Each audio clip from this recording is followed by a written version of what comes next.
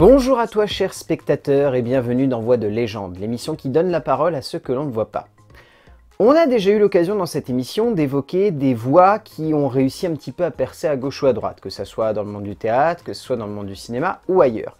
Ce qu'on n'a pas encore évoqué, c'est vraiment un acteur de doublage qui, en parallèle de cette carrière-là, a réellement explosé.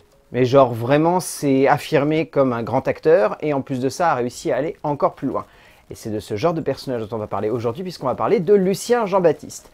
Lucien Jean-Baptiste, sans le moindre doute, vous connaissez forcément cette voix ou cette gueule. Parce que Lucien Jean-Baptiste, c'est quelqu'un qui a rapidement réussi à trouver un bel équilibre entre doublage et 7e art pur, puisque à partir de 2009, Lucien Jean-Baptiste va devenir un réalisateur français qui va avoir une certaine réputation au sein de notre production.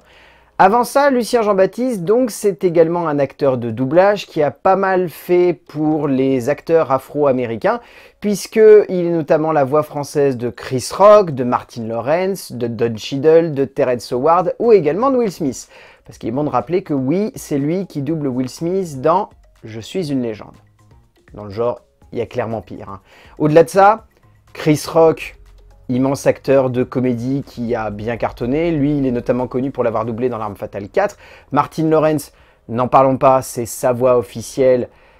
Et c'est lui qui porte le personnage depuis maintenant un bon petit paquet d'années. Je veux dire, en France, si vous pensez à Martin Lawrence, vous avez la voix de Lucien Jean-Baptiste. Si vous avez regardé un petit peu de VF dans la fin des années 90, début 2000, qui va vous revenir en tête, c'est obligatoire. Don Cheadle, pareil. Terrence Howard, ça va certainement vous dire quelque chose, notamment pour la saga Iron Man, puisque vu que Terrence Howard a campé le personnage de Rhodes, j'espère que je ne dis pas de bêtises, dans le premier, et ben c'est lui qui le doublait. À côté de ça, Lucien Jean-Baptiste, c'est quelqu'un qui va rapidement vouloir mettre un pied dans le monde du 7e art, c'est-à-dire dès le milieu des années 90, il a envie d'être révélé, il a envie d'être confirmé. Donc en parallèle de sa carrière de doublage, il va faire pas mal de petits rôles à gauche ou à droite. Il va commencer au début des années 2000 à obtenir des premiers rôles. L'un de ses gros premiers rôles, c'est 13 mètres carrés de Barthélemy Grossman. Mais réellement, Lucien Jean-Baptiste, pour moi, j'ai presque envie de le comparer en un sens à Ben Stiller, puisque c'est typiquement le genre de mec qui a beaucoup galéré en tant qu'acteur seul à trouver un bon équilibre au niveau acting et premier rôle, mais qui, dès qu'il va commencer à toucher à la réalisation, va réussir à pouvoir se mettre en avant et va également par là même réussir à montrer que non seulement il est un bon acteur, mais également un très bon réalisateur.